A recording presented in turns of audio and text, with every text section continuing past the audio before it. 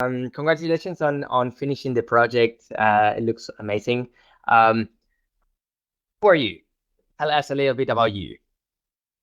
So firstly, my name is Alan, and this year I'm 12 years old.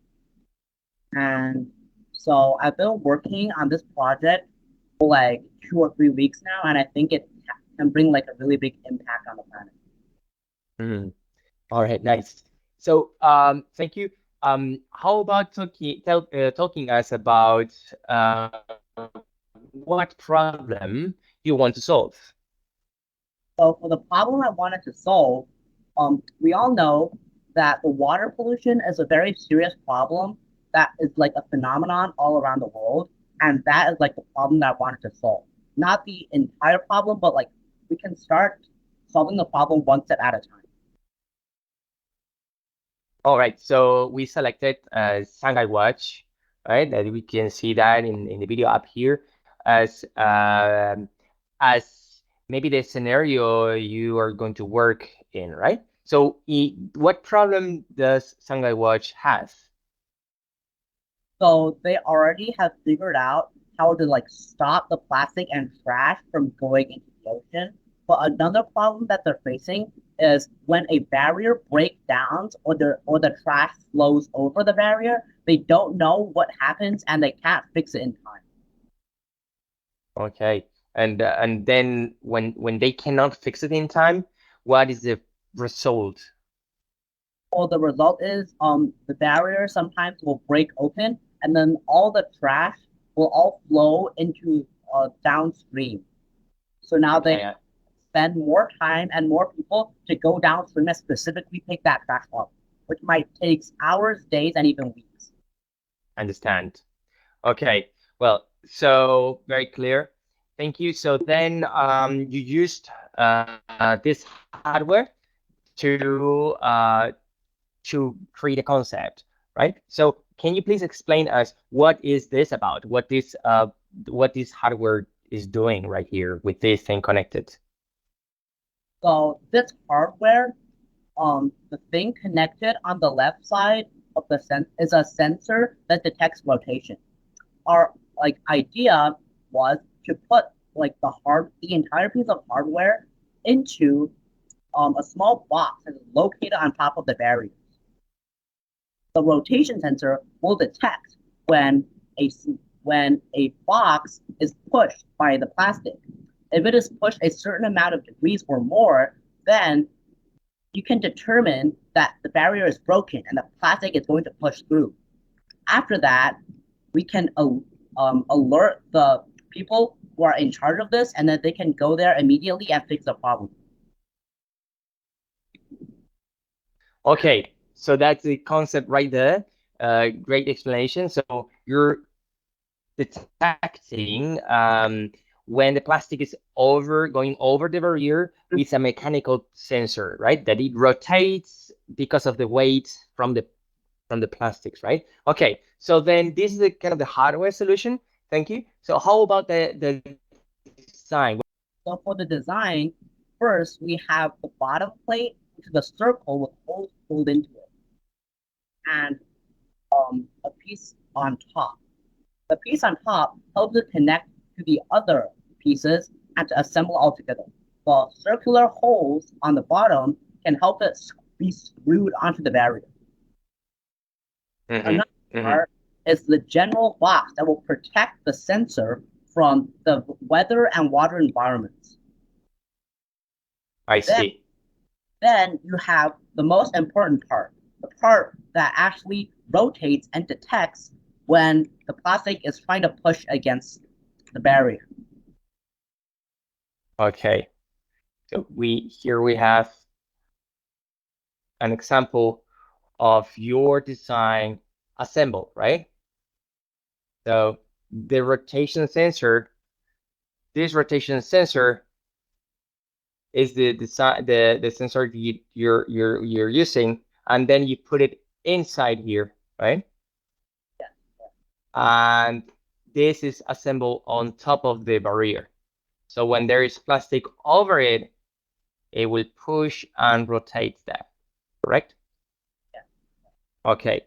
So when you put that here, and then you have some plastic going over, let me just push it with this. So when you have some plastic going over, then it detects and change the light, right?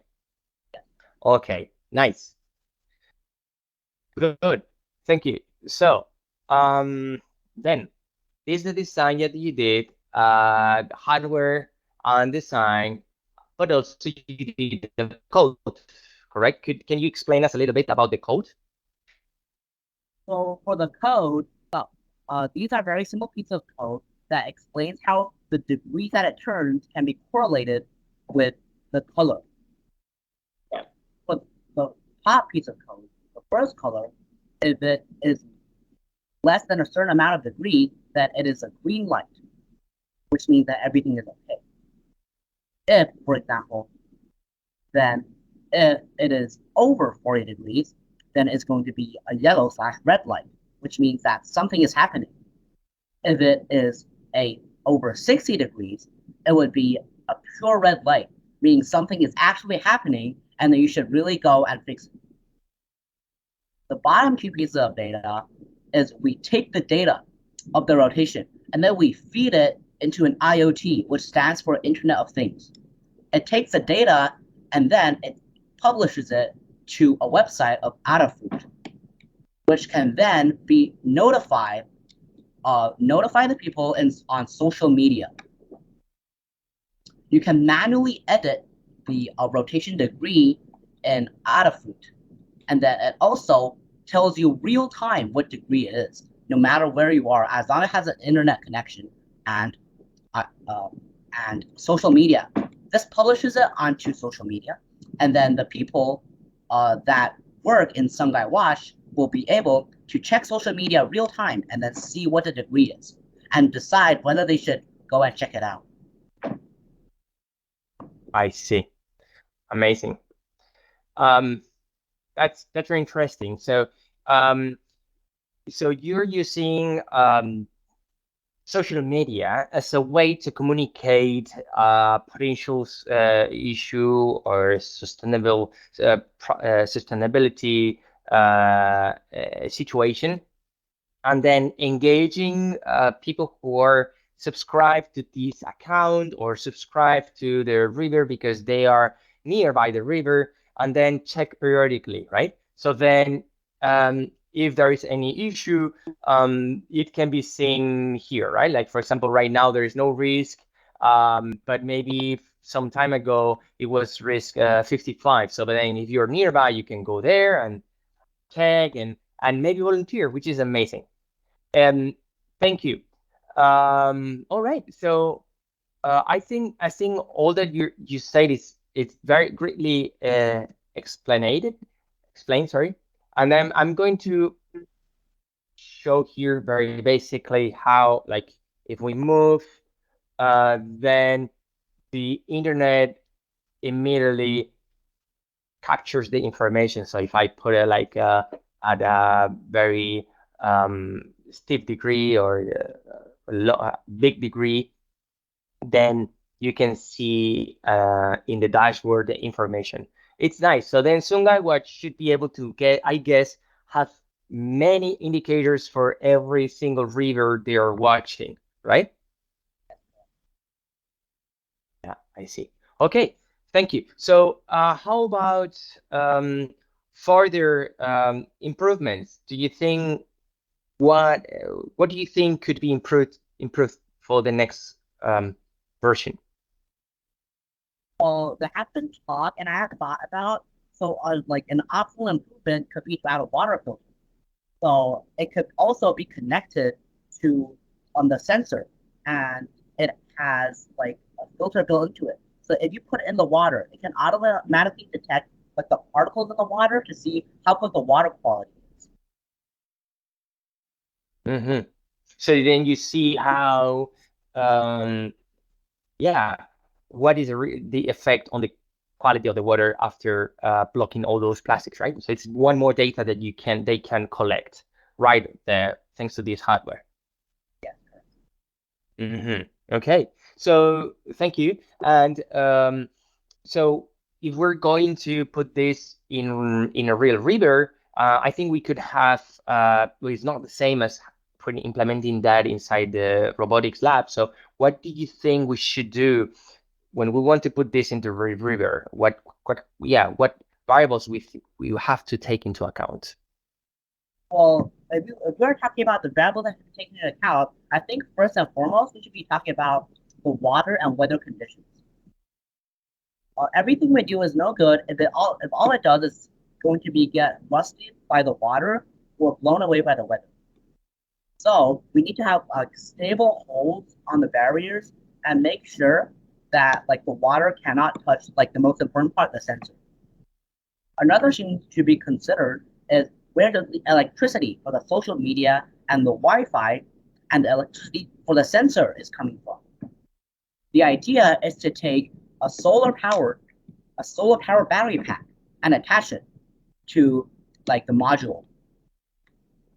So it can take the energy. It can also fuel a phone that projects a Wi-Fi so that everybody near it can connect to the Wi-Fi and check social media when they need to. It also powers the sensor so that it can always be on 24/7 without breaks.